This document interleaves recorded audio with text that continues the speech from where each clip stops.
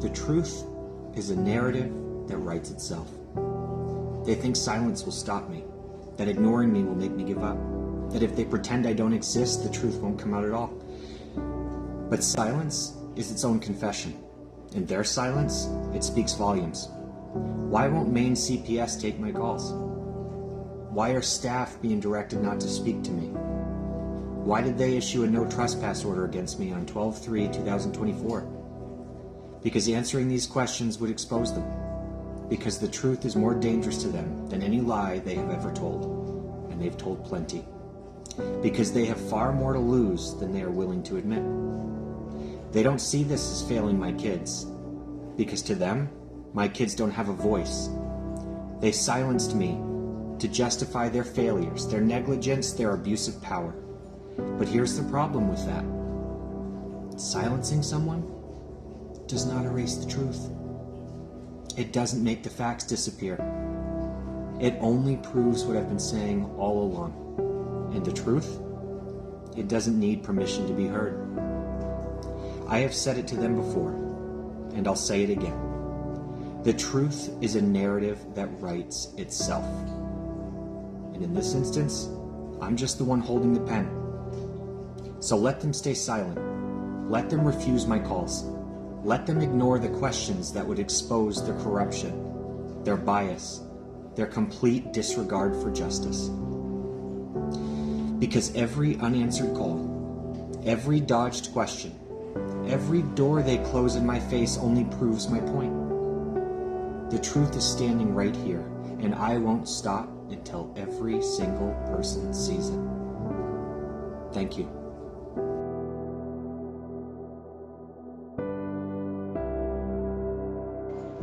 Hello again, everyone. For those following my story, you saw the last call of the Sanford CPS resulted in them giving me attitude and hanging up the phone on me, leaving me with no solutions to any of my problems, no questions answered, nothing. So I'm going to call back again today, and I'm going to ask a question I've already asked them last week, and that's for them to schedule a call. I don't want to hear excuses about their phone being busy and they can't pick up. I don't want to hear that they're going to call me back without a date or time, or better yet, giving me a date and time and then refusing to do it. I want to call and schedule a time whenever is available for them to speak. Let's see how that goes.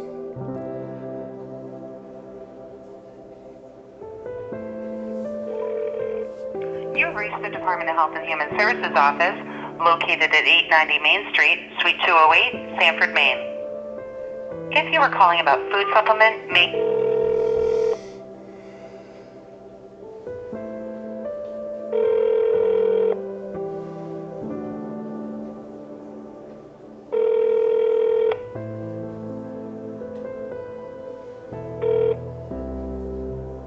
I'm sorry, extension number 55443 didn't answer.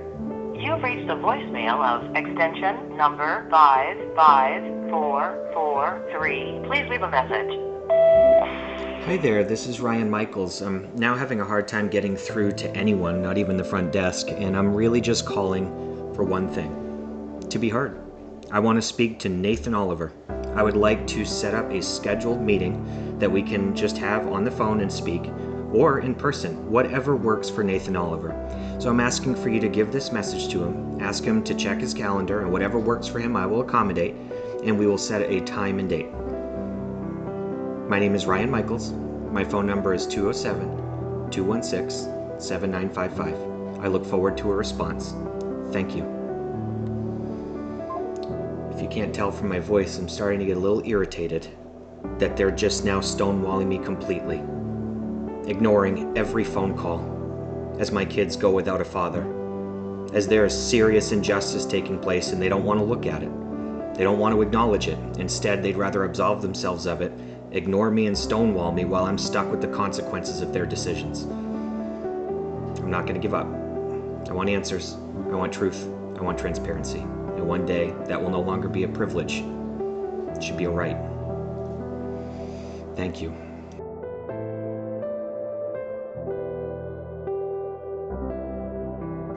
Hello, everyone. I'm just continuing my pursuit of truth and transparency and trying to get a hold of the people that were given to me, their phone, their name, to reach out to, who have ignored me this entire time. So I'm going to give them another opportunity, and I'm going to call Amy Seeley again. See what we can figure out.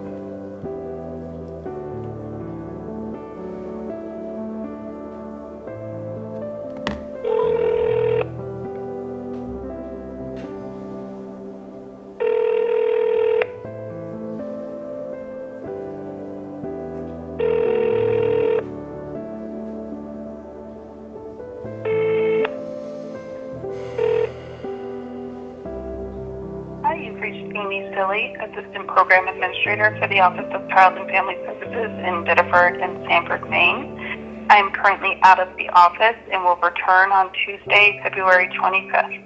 Please leave me a message and I'll call you back as soon as I'm able. Thank you. Hi Amy, this is Ryan Michaels, phone number 207-216-7955. I'm looking for a call back. I'm not gonna lie. I'm pretty concerned that my calls are going this ignored for this long. I was given your name and your number by a receptionist who now is blocking every phone call that I try to make. Nathan Oliver was another name that was given to me, and he's doing the same thing you are, taking voicemails and not calling me back. I just need to speak to someone. I would really appreciate it if you gave me a call. My name is Ryan Michaels. My phone number is 207-216-7955. Thank you, ma'am. Another ignored call. Next, I'll be calling Nate Oliver.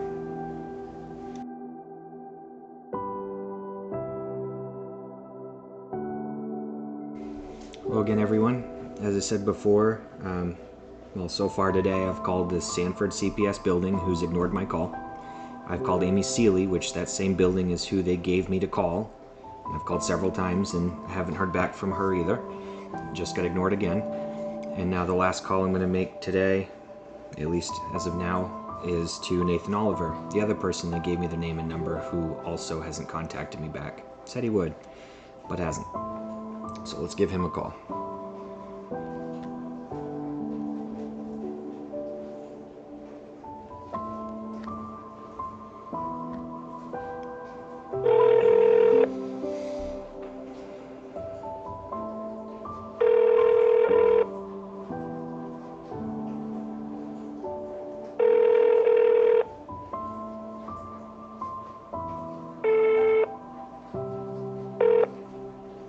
You've reached Nate Oliver, Program Administrator for the Office of Child and Family Services in Biddeford, Maine. I will be on medical leave beginning October 23rd, 2024. If this is an emergency, please dial 0 and ask to speak with a duty worker.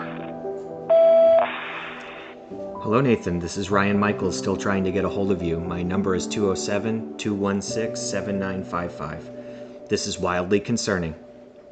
You had told me not long ago you were going to clear an office out and give me a call. At least that's what your receptionist said. The same receptionist that's now ignoring every call that I give to the main building too, looking to get in contact with someone. This receptionist is the person who gave me your name and your phone number, Amy Seeley's number and name, and I've also talked to someone in the Biddeford DHS office that said he was going to take my concerns directly to you and I'd hear back from you. I'm hearing a whole lot of things, but I'm seeing no follow-through from any one of you.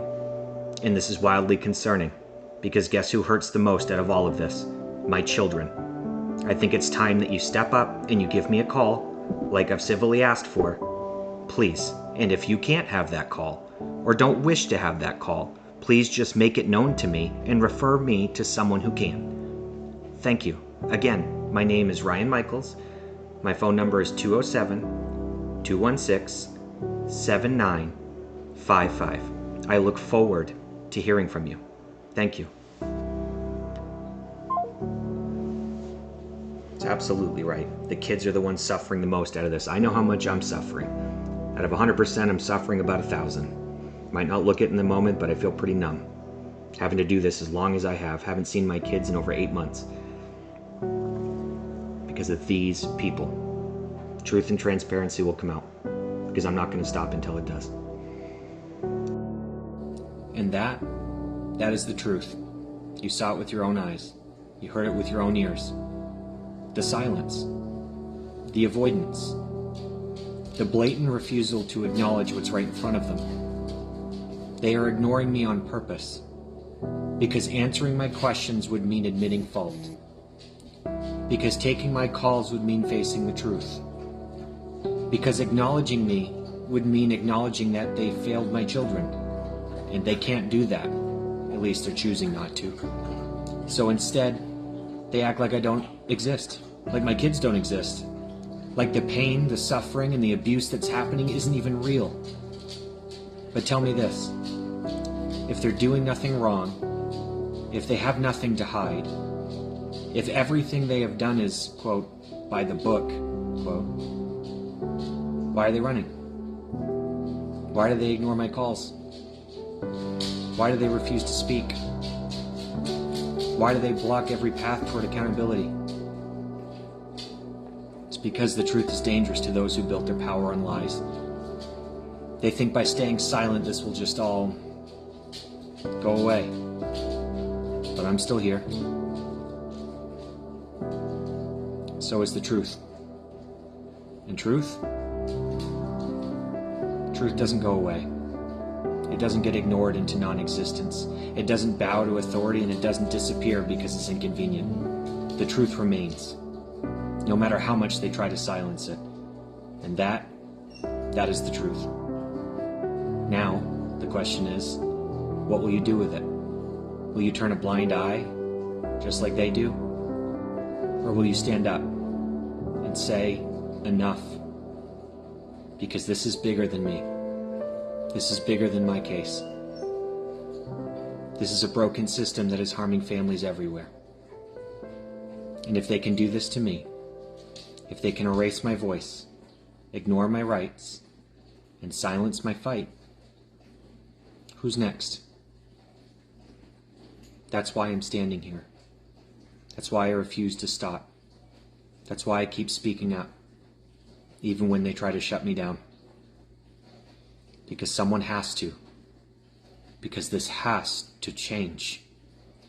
Because the truth, the real truth, deserves to be seen. And now, you've seen it.